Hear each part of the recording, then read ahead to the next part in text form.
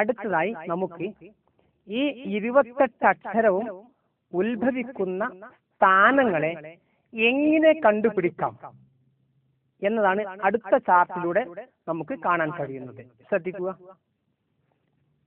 നോക്കൂ. ഓരോ അക്ഷരങ്ങളും ഉത്ഭവിക്കുന്ന അതിന്റെ യഥാർത്ഥ സ്ഥാനം ഏതാണെന്ന് കണ്ടുപിടിക്കാനുള്ള ഒരു വഴി. ഇവിടെ ഓരോ അക്ഷരങ്ങൾക്കും സുക്കൂൻ നൽകുക. തൊട്ടു മുന്നിൽ ആ എന്ന അക്ഷരം എഴുതിയിട്ട് കൂട്ടി വായിച്ചാൽ ഓരോ അക്ഷരത്തിന്റെയും ഉത്ഭവ സ്ഥാനം വ്യക്തമായി മനസ്സിലാകും. ശ്രദ്ധിക്കൂ, ബ എന്ന അക്ഷരമാണെങ്കിൽ ബാവിന് സുക്കൂൻ കൊടുക്കുക. ആദ്യത്തെ ഒരു അലിഫ് ആ എന്ന് ചേർത്തി കൊടുക്കുക. അബ്, അബ്,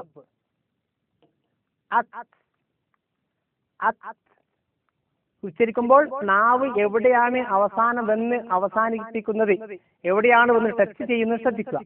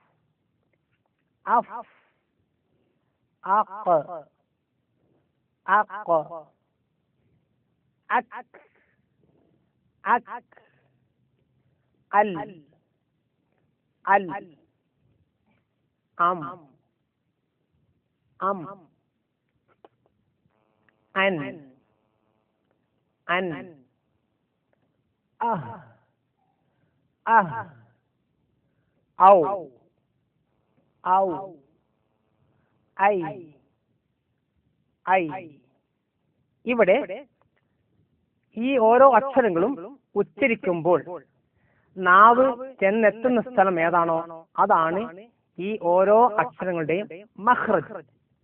എന്നാൽ ഇവിടെ 5 അക്ഷരങ്ങളെ കറുപ്പ് നിറത്തിൽ അടയാളപ്പെടുത്തിയിരിക്കുന്നു. ബ്, ജ്, ദ്, പ്, ഖ്.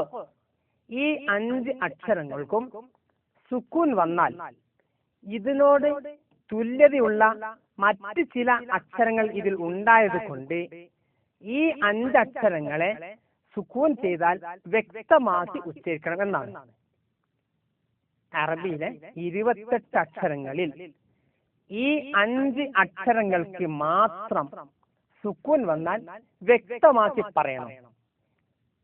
ഇല്ലെങ്കിൽ ഇപ്പോൾ ദാലും റാലും തമ്മിൽ കൺഫ്യൂഷൻ ആകും, തായും ത്വായും തമ്മിൽ കൺഫ്യൂഷൻ ഉണ്ടാകും, ഖാഫും കാഫും തമ്മിൽ കൺഫ്യൂഷൻ ഉണ്ടാകും, മീമും ബാവും തമ്മിൽ കൺഫ്യൂഷൻ ഉണ്ടാകും. ഇങ്ങനെ കൺഫ്യൂഷൻ വരാതിരിക്കാൻ വേണ്ടി, ഒരു അഭിപ്രായ വ്യത്യാസം വരാതിരിക്കാൻ വേണ്ടിയിട്ടാണ് ഈ 5 അക്ഷരങ്ങൾക്ക് മാത്രം സുക്കൂൻ ചെയ്താൽ വ്യക്തമാക്കണം എന്ന് പറയാൻ കാരണം. അതുകൊണ്ട് തന്നെ ഈ 5 അക്ഷരങ്ങൾക്കും ഹുറൂഫുൽ ഖൽഖല എന്ന പേരിൽ അറിയപ്പെടുന്നു. ഹുറൂഫുൽ ഖൽഖല, സുക്കൂൻ വരുമ്പോൾ ഹർക്കത്ത് ഉള്ള പോലെ ഉച്ചരിക്കുന്നത് കൊണ്ടാണ് ഈ അക്ഷരങ്ങൾക്ക് ഹുറൂഫുൽ ഖൽഖല എന്ന് പറയാൻ കാരണം. നോക്കൂ, ഖൽഖലത്തായുള്ള 5 അക്ഷരം ഖൗലാം ഖുതുബു ജഹദന്നക്ഷരം. ഖൽഖലത്തായുള്ള 5 അക്ഷരം ഖൗലാം ഖുതുബു ജഹദന്നക്ഷരം സാക്കിനായി വന്നെത്തും നേരം മാത്രം വെളിവാക്കി പറയണോമായക്ഷരം സാക്കിനായി വന്നെത്തും നേരം മാത്രം വെളിവാക്കി പറയണോമായക്ഷരം കൽക്കലത്തായുള്ള അഞ്ചക്ഷരം ഖൗലാം ഖുതുബു ജഹദന്നക്ഷരം. അപ്പോൾ സുക്കൂൻ വരുമ്പോൾ മാത്രം വ്യക്തമാക്കേണ്ട 5 അക്ഷരങ്ങളെയാണ് ഹുറൂഫുൽ ഖൽഖല എന്ന് പറയുന്നത്.